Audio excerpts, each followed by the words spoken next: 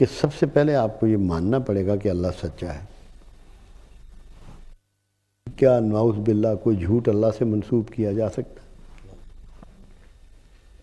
ممکن تو نہیں ہے۔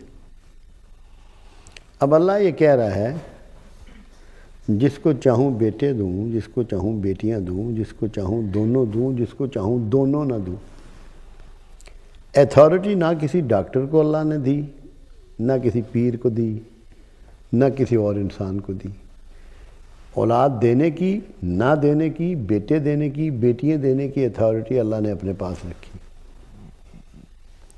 تو کوئی مخلوق میں سے ایسا ہے جو اللہ کی اس ایتھارٹی کو یوز کر سکتا ہے؟ کیا یہ ممکن ہے کہ اولاد نہ ہونے دی جائے؟ یہ تو ممکن نہیں ہے۔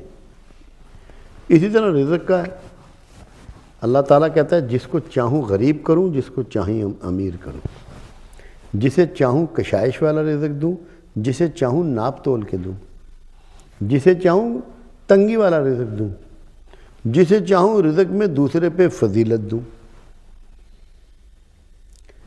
یہاں مالک نے دینے میں آپ کی ایفرٹس کو بھی نہیں جوڑا، اس میں آپ کی ایفرٹس کا کوئی ذکر نہیں ہے۔ یہ انٹائر اس نے پاور اپنے پاس رکھی، میں دوں، بھلے آپ سے کام کروا کے دے، بھلے آپ سے بغیر کام کروائے دے۔ ایسے لوگ بھی اسی معاشرے میں موجود ہیں کہ جو ایکسٹرا لیبر نہیں کرتے، ہارڈ ورک نہیں کرتے، ایسے اسباب ان کے لیے وہ پیدا کر دیتا ہے کہ تھوڑی سی محنت سے بہت بڑا معاوضہ ملنا شروع ہو جاتا ہے۔ یہ اس کی اتھارٹی۔ جسے چاہوں صحت دوں، جسے چاہوں صحت نہ دوں، جس کو چاہوں عزت دوں، جس کو چاہوں ذلیل کروں۔ مطلب یہ اللہ کے کلیم ہے۔ اولاد میں، عزت ذلت میں، روزگار میں، صحت میں، ساری چیزوں میں اللہ کے کریم موجود۔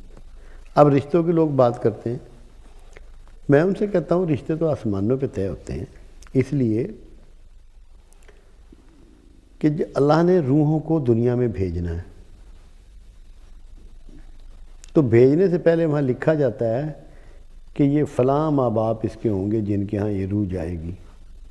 تو جب آسمان پہ ماں باپ کا نام لکھ دیا جاتا ہے تو وہ رشتہ نہیں طے ہوتا، رشتہ تو وہاں طے ہو جاتا ہے۔ آپ تو یہاں ارینجمنٹ دنیا داری کے کرتے ہیں، پروگرام تو اس نے سارا سیٹل کر لیا ہوتا ہے۔ ہمیں اللہ کے وعدوں پر، اس کے کلیم پر بھروسہ کرنا ہو، ورنہ ہمارا معاشرہ اس عذاب سے نہیں نکل سکتا۔ کیونکہ آپ جو یہ کہہ رہا ہے تمہاری کوک باندھ دی گئی ہے، تمہارا رزق باندھ دیا گیا ہے، تمہاری شادی ہونی باندھ دی گئی ہے، تمہاری پروموشن باندھ دی گئی ہے، آپ اس کو سچا سمجھیں گے اگر آپ کا یہ یقین نہ ہو کہ یہ اللہ کے علاوہ کوئی نہیں کر سکتا، اور دھوکے میں اس کا شکار بنے رہیں گے۔ ایک چھوٹی سی سوچنے کی بات یہ ہے کہ یہ گلاس ہی پڑا ہے یہاں میرے پاس، اللہ کا یہ پروگرام ہو کہ میں نے کسی شخص کو یہ دینا ہے، اور جادوگر کا یہ پروگرام ہو کہ یہ گلاس میں نے اس تک نہیں پہنچنے دینا، تو کیا جادوگر اس پروگرام میں کامیاب ہو جائے گا؟ اور اگر جادوگر کامیاب ہوتا ہے تو اس کا مطلب اللہ تو بڑا کمزور ہے، اور کیا کمزور اللہ اس قابل ہے کہ اس کی پوجا کی جائے؟ کوئی کمزور اللہ کو پوجے گا؟ وہ تو بتاتا ہے کہ میں اتھارٹی ہوں۔ جب اتھارٹی اللہ کے ساتھ ہے تو پھر آپ کے کاموں میں کون دخیل ہو سکتا ہے؟